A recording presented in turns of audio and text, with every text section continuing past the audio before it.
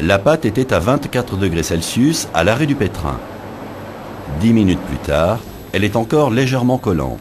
À ce stade, elle n'a pas assez poussé et manque de force. Il est nécessaire de poursuivre le pointage en masse. 30 minutes plus tard, la fermentation de la pâte a bien démarré. Elle a pris un peu de force et a perdu de son collant.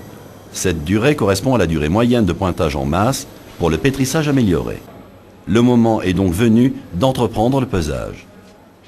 Pour effectuer la pesée manuelle de pâtons de 550 grammes, il sera nécessaire d'utiliser un coupe-pâte, une balance et de la farine pour fleurer. Fleurez modérément la pâte ainsi que le plateau de la balance. Découpez le pâton en forme régulière en préservant la face lisse de la pâte. Déposez celle-ci contre le plateau pour sauvegarder l'aspect externe du produit fini. L'idéal est de se rapprocher au plus près possible de la quantité souhaitée afin de préserver le réseau glutineux. Retirez le pâton du plateau en le préformant pour faciliter le boulage. Tous les pâtons doivent être de masse identique.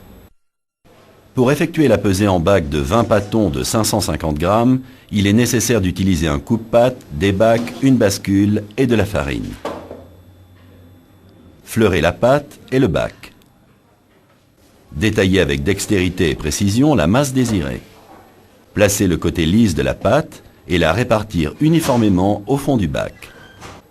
L'idéal est de se rapprocher au plus près possible de la quantité souhaitée afin de préserver le réseau glutineux de la pâte.